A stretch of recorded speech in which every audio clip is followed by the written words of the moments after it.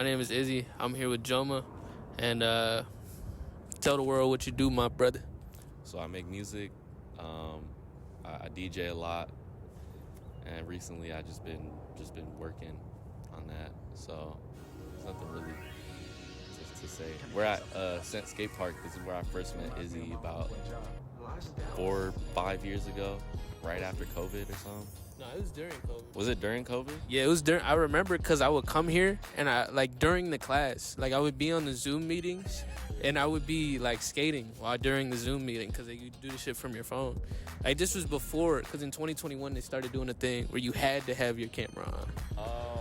So this was at the very beginning. I had just got out of 8th grade, bro. I'm so fucked. That's crazy. That sounds insane. But yeah, I just got out of 8th grade and shit. So yeah. So you were a freshman? Yeah, I was a freshman, bro. Wait, when you graduated? What, 2023? Yeah, I graduated last year. Okay, because I thought. You thought we were the same age? Nah, yeah, I thought we were the same age. Nah, you always been Unc, bro. You always been Unc. Cause remember, bro, you were at college way before everybody else, bro. He's calling you Unc and shit. Oh, bro, don't do that. Yeah, bro. What do you mean? I'm not Unc. Okay, but yeah, we met here at it was April 24th at 7 p.m.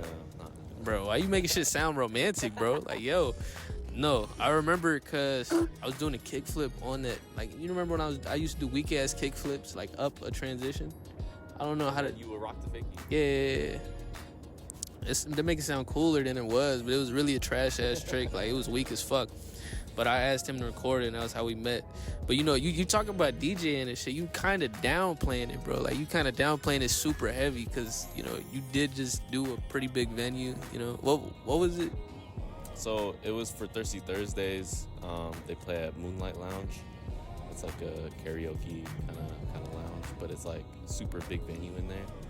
And it's we do they do the college parties and stuff, so yeah, I've definitely grown a lot since when I first started DJing and stuff. I mean, I would go out from Thursday to Sunday. Every night I would come home at 4 in the morning and my door would be locked, so I'd have to go sleep at either in my car or at my friend's spot because my mom would lock the door. She'd be hella mad. But yeah, I locked in with that, and then on the side I was also just making music. I was going out to shows and stuff at Splatta. Yeah, it's been a long road, but there's still a lot more to do. So how did you get into this shit, bro? How did you start DJing and all that? Because I feel you've been doing that shit for a while, right? 3 years, I think, right?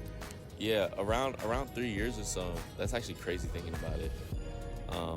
But around 3 years ago, for my birthday, 2023, I think, yeah, 2023, I think I just turned 18 or 9. Yeah, I just turned 18, so it was probably 2022 actually. But I locked myself in my room for a month and just kept practicing DJing and stuff. And after that, I went out for 5-6 months straight every night on the weekends from Thursday, because people would throw fucking parties on Thursday to Sunday. And I'll pull up and be like, yo, just let me DJ. And they'd be like, all right, whatever.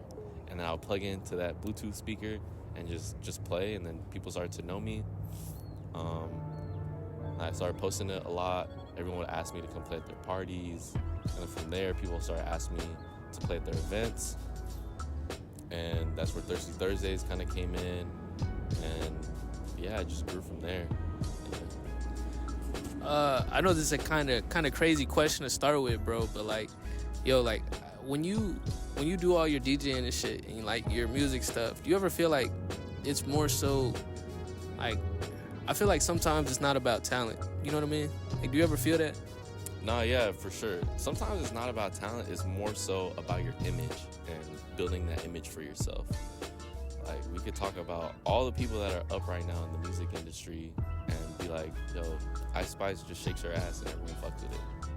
Or I think Ice Spice is very talented, honestly, in my opinion. I think she's a national treasure, personally, but that's just me. Yeah, To be fair, like her music is hard. Like I can fuck with it. I'm a munch. I'm for sure a munch. That's just me though.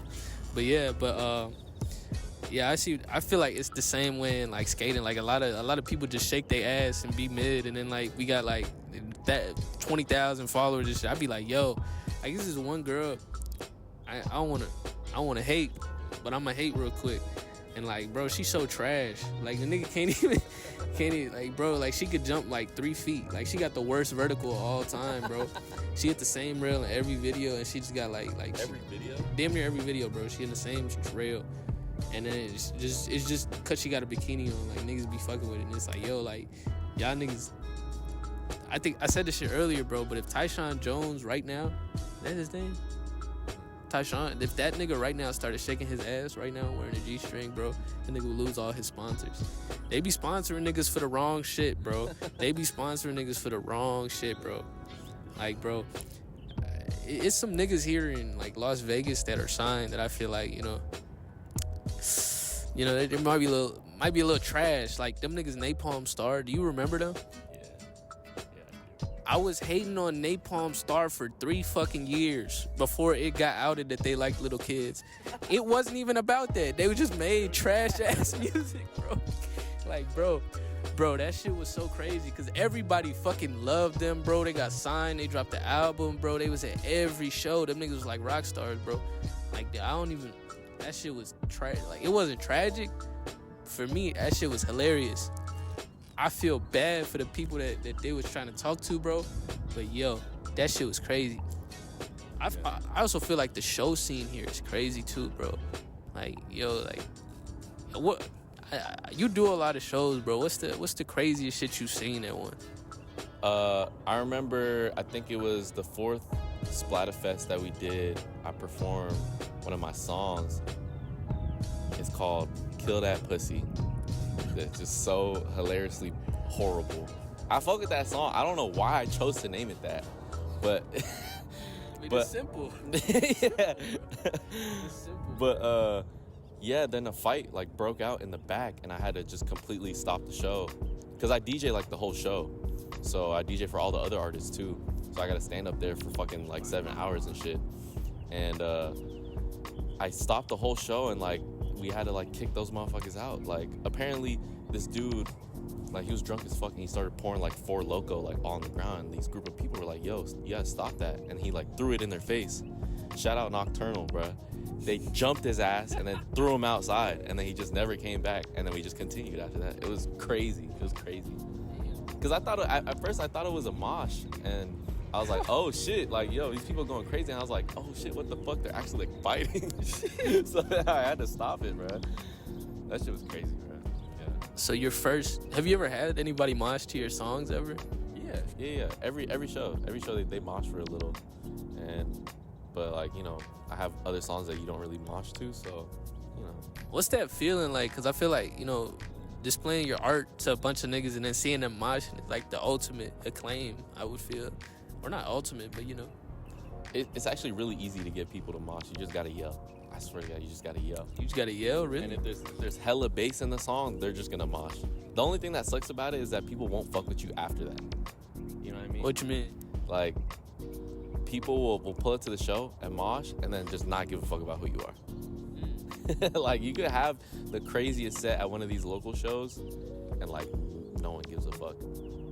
Like, I feel like that's what's wrong with like Vegas right now is like people just, I don't know, they just don't give a fuck. They just want to be cool and shit. I feel like a lot of our bands, bro, like they're just, I don't want to say no names, you know, but a lot of the bands here at the shows, like they're not the greatest, you know.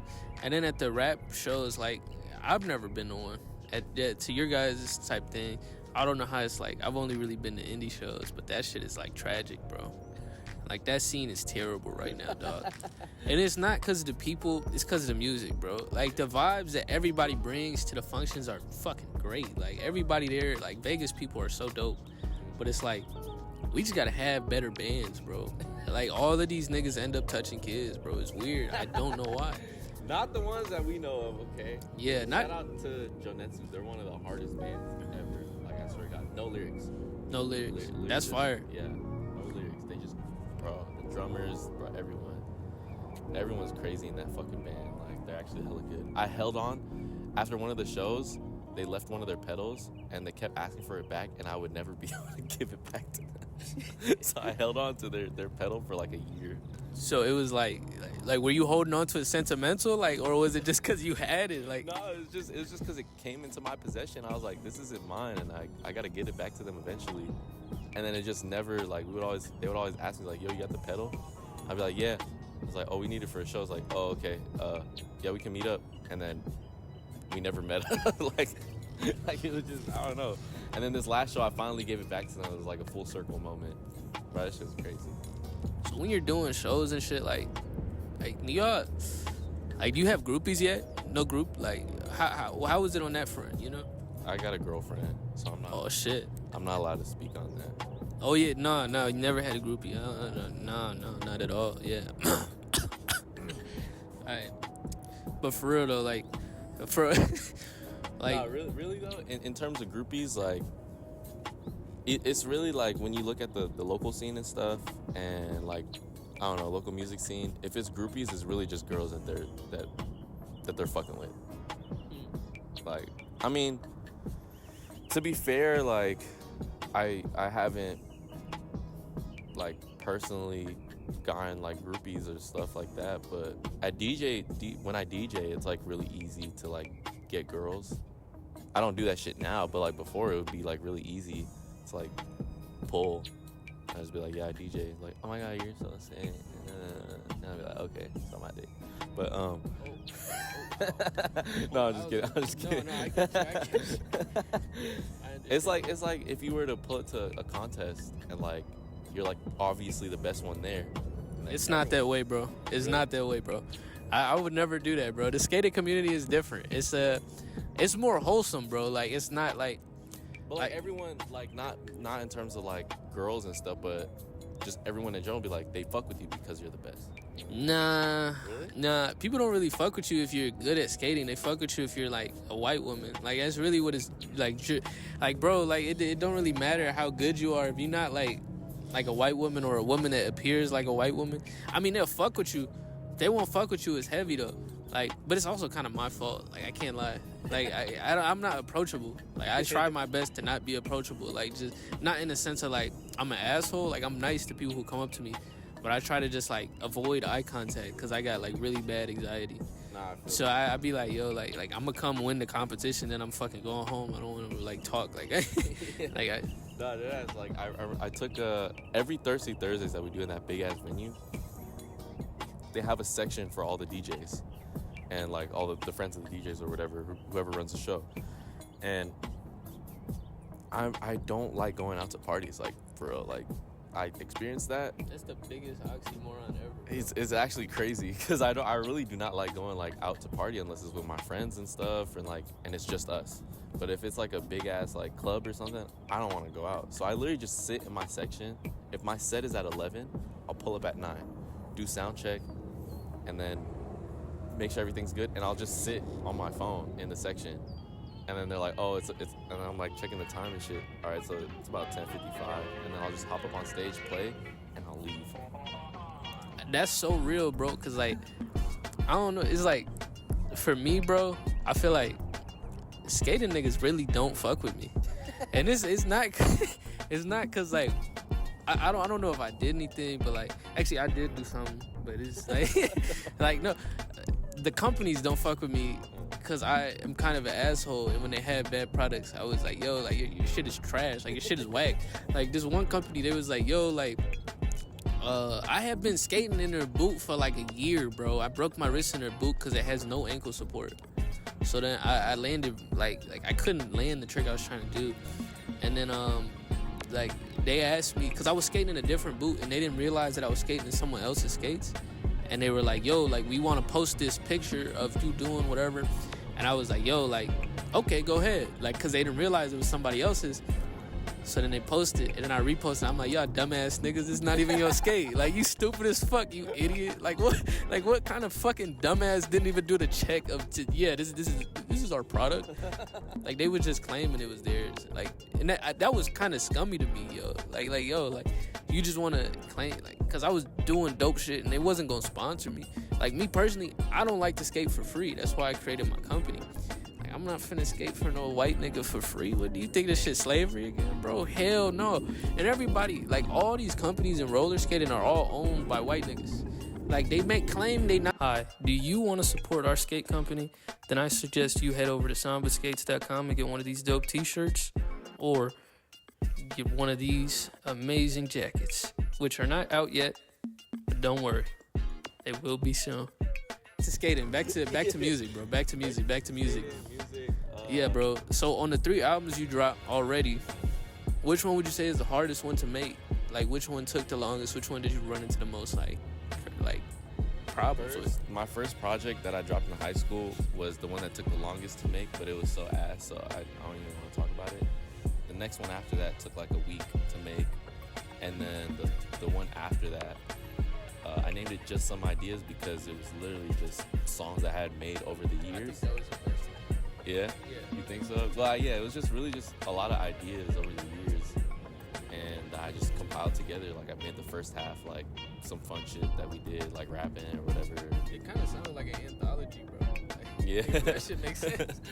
Like, it was like going through the stages of like you creating shit, and I thought that was dope. Like, if that was like the concept of the album, then I would say you hit it, like, you know, on the head. The shit was dope. Vampiric, I fucked with. That one was dope. I just, you know, I fucks with that one song. What's it called? The one you were talking about earlier.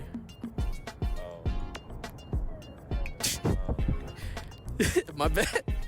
Wait, which one? Is it more singing on there? The pussy one. The pussy one. Kill that pussy.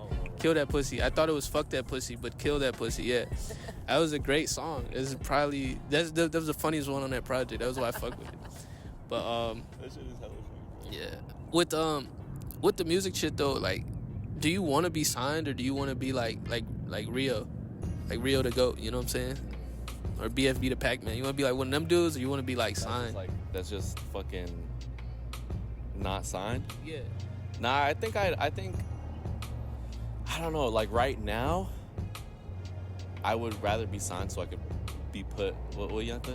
The most fucked up deal in the world. Right. I don't give a damn. I just need the platform. Right. Like, I really just need the platform right now, because I feel like. Yeah. My bad. But what the fuck? No, that's good. It's natural, bro. It's okay. I just needed a platform, and I feel like that's what I need right now. I just want to be put on a pedestal, so that I could really, like a stepping stone. Yeah, it's really that's stone. yeah, it's really that's what I really want.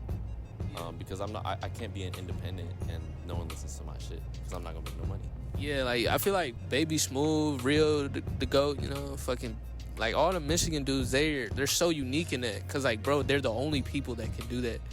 And then, like, once they get signed, they sound so ass, like Babytron.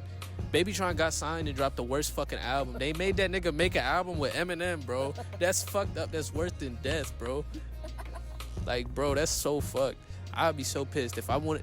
Babytron is arguably one of the greatest white rappers of all time. If you don't listen to that nigga, you need to listen to him right now. But when that nigga got signed, bro, that nigga dropped the trashiest shit I ever heard in my life, bro. But yo, it's just but the thing is, bro, he been mainstream, bro. He been mainstream, bro. Like, in terms of like the underground, like, he's not in the underground anymore. He hasn't been in the underground since like 2019. Cause once this nigga got the weirdest album names ever. If you never heard of him, it's gonna sound crazy. But when he dropped Luka Tronchik, that shit was goated. That shit was goated, bro. That shit was crazy. That nigga, bro. I was just about to say that too, Luka Tronchik. What the fuck? That was a phenomenal album, bro. But my fault. I'm yapping. Art. When it comes to art, bro, when it comes to DJing, how do you hone that shit? Like, do you just sit in the fucking closet, like in the studio, or impromptu studio, shit like that?